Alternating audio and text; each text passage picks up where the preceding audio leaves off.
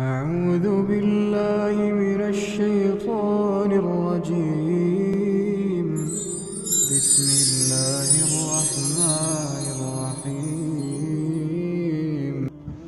السلام علیکم ورحمۃ اللہ وبرکاتہ۔ امید تمام بہنیں بہن کی بہترین حالت میں ہوں گی اور اچھے سے کورس گزر رہا ہوگا۔ بہت ساری دعائیں آپ لوگوں کے لیے، اللہ تعالیٰ آپ لوگوں کے لیے آسانی دے رہے بہت ساری۔ چلیں آج جو ہے ہم اپنی آیات پڑھیں گے، اس کو یاد کرنے کی کوشش کریں گے۔ وہ ہے آیت نمبر 5 اور تھوڑی سی بڑی ہے تو اس کو توجہ سے یاد کرنا ہے انشاءاللہ، ٹھیک ہے؟ اور کوشش کیجیے گا کہ اس کو نا پڑھتے رہیں تاکہ آسانی سے یاد ہو جائے۔ تھوڑی سی بڑی ہے اس لیے میں یہ کہہ رہی ہوں، باقی اللہ تعالیٰ آسانی کرنے والے ہیں۔ تو ہم پڑھ لیتے ہیں۔ اچھا، آیت نمبر 5 ہے ما لہم بہ من علم ولا لآبائہم کبرت کلمۃ تخرج من افواہہم ان یقولون الا کذبا۔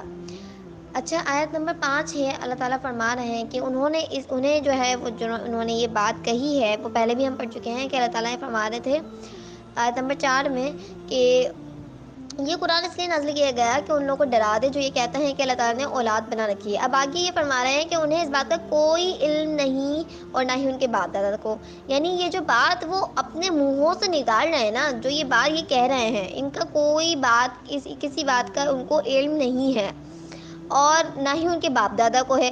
کبرت کلمۃ تخرج من افواہہم، یعنی اتنی بڑی بات ہے یہ جو یہ کہہ رہے ہیں، جو ان کے منہ سے نکلتی ہے، بہت بڑی بات ہے۔ اور آگے کیا ہے کہ ان یقولون الا کذبا، وہ صرف کیا کہتے ہیں صرف الا سوائے کسی کے کذباً جھوٹ کے سوا کوئی کچھ نہیں کہتے، وہ جھوٹ کے سوا کوئی بات نہیں کرتے، یعنی جھوٹ کہتے ہیں وہ، یعنی اللہ تعالیٰ نے کوئی دلیل نہیں دی، اللہ تعالیٰ نے کوئی بات نازل نہیں کی ان کے لیے، لیکن کیا کر رہے ہیں، اللہ تعالیٰ پر افترا کر رہے ہیں، افترا پردازی کر رہے ہیں یہ اللہ تعالیٰ پر۔ اور یہ مشرکوں کی جانب سے جو ہے اللہ تعالیٰ کے لیے بہت بڑا الزام تھا، اور اس سے بڑھ کر بری بات کہ تعالیٰ کی طرف کوئی اولاد منسوب کرے، صحیح بات ہے نا؟ تو اللہ تعالیٰ قرآن میں ایک جگہ یہی فرماتے ہیں کہ اس سے بڑا ظالم اور کون ہوگا جو اللہ تعالیٰ پر جھوٹ باندھے یا اس کی آیات کو جھٹلائے۔ اللہ تعالیٰ پہ جھوٹ باندھنے سے مراد نہ یہی ہے، اور اللہ تعالیٰ کی طرف میں نے پہلے بھی بتایا تھا، کل آیات میں تفصیل اس کو بیان کر دیا تھا کہ اگر اللہ تعالیٰ کی طرف ہم اولاد کا باندھنا یہ منسوب کرتے ہیں تو پھر اس سے یہ بات بھی ذہن میں آتی ہے کہ پھر اس کے پاس کوئی ایموشنز بھی ہوں گے، کوئی بیوی بھی ہوگی، تو یہ باتیں پھر یعنی اللہ تعالیٰ یہاں پہ آگے فرماتے ہیں نا کلمۃ تخرج من افواہہم، بولتے ہیں کہ کبرت کلمۃ تخرج من افواہہم، کہ ان کے منہوں سے جو یہ بات نکلتی ہے یہ بہت بڑی بات ہے۔ تو یہ صرف کیا کرتے ہیں، یعنی ان کو اس بات کا اندازہ بھی نہیں ہے کہ یہ کیا بات کر رہے ہیں۔ ان کے پیچھے اگر یہ سوچیں کہ اللہ کے پاس کیا کوئی ایموشنز ہیں، اللہ تعالیٰ کے پاس کیا کوئی بیوی ہے کہ اس کی کوئی اولاد ہوگی، تو یہ جو ہے بہت بڑی بات ہے ان کے منہ سے نکلتی ہے، لیکن اس کے پیچھے یہ سوچتے ہی نہیں ہیں۔ اور اس کے بعد اللہ تعالیٰ فرماتے ہیں یقولون الا کذبا، وہ صرف کیا بولتے ہیں، یہ اس جھوٹ کے سوائے کچھ بولتے ہی نہیں ہیں، صرف جھوٹ بولتے ہیں، اللہ تعالیٰ پر افترا بازی کرتے ہیں۔ اور کس کی بنیاد پر؟ محض قیاس آ رہی ہیں، کہ ان کی یہ اپنی باتیں ہیں، دلوں کی باتیں ہیں، خواہش نفس کی باتیں ہیں۔ تو انشاءاللہ تعالیٰ آسان ہے، اور تفسیر بھی میں پہلے بیان کر چکی تھی اس کی آیت نمبر 4 میں تفصیلاً۔ اب آیت نمبر 5 میں بس کو یاد کرنے کی کوشش کریں گے۔ اچھا، میں اب تھوڑا سا اس کے تجوید کے رولز دیکھ لیتے ہیں۔ ما لہم، میم علی زبر ما، الف مدہ، تو الف مدہ کو ہم جب بھی، میں نے پہلے بتایا تھا کہ ہمیں ایک الف مدہ کھینچنا ہوتا ہے۔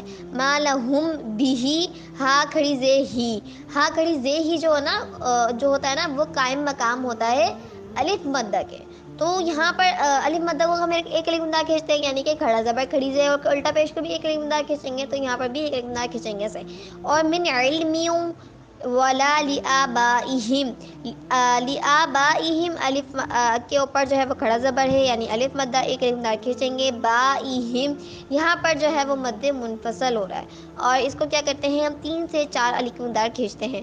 کبرت کلمۃ تخرج، کلمتوں میں دیکھیں یہاں پر دو زبر دیا ہوا، اس کے بعد تا دیا ہوا، تو یہ نون ساکن اور اخفا تنوین کے قواعد ہو رہے ہیں، تو یہاں پہ اخفا حقیقی کا قاعدہ لگ رہا ہے، تو کلمتن نون کے مخرج پہ نہیں لگے گا، اور نہ ہی تاکہ مخرج پہ لگے گا، تو اس کو جو ہے وہ بیچ میں انشاءاللہ تعالیٰ بیچ کی زبان بیچ میں رہتی ہے اور پڑھتے ہیں اس کو کلیمتوں تو، ٹھیک ہے، کلیمتوں تخرج من افواہہم، یہاں پہ جو ہے نا اظہار حلقی کا قاعدہ ہو رہا ہے۔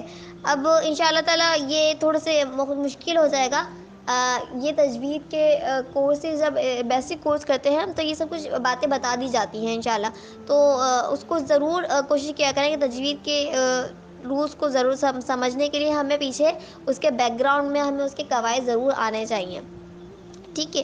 اور اس کے بعد ہے کہ ان یقولون الا کذبا، لام علی زبر لا، الف مدہ، اس کو کھینچیں گے ایک مقدار، ٹھیک ہے۔ اور یقولون، قوا پیش کو واو مدہ، لام پیش لون واو مدہ، اور یہ جو ہے وہ ہم الف مدہ واو مدہ یا مدہ کو ایک مقدار کھینچ کر پڑھتے ہیں۔ دوبارہ پڑھ لیتی ہوں، اس کو اچھے سے پڑھنے کی کوشش کیجیے گا، اچھے سے یاد کرنے کی کوشش کیجیے گا بار بار۔ آیت نمبر 5 ہے ما لہم بہ من علم ولا لآبائہم کبرت کلمۃ تخرج من افواہہم ان یقولون الا کذبا۔ امید ہے آپ لوگ کو یاد کرنے میں کوئی مشکل نہیں ہوگی۔ السلام علیکم و رحمۃ اللہ وبرکاتہ۔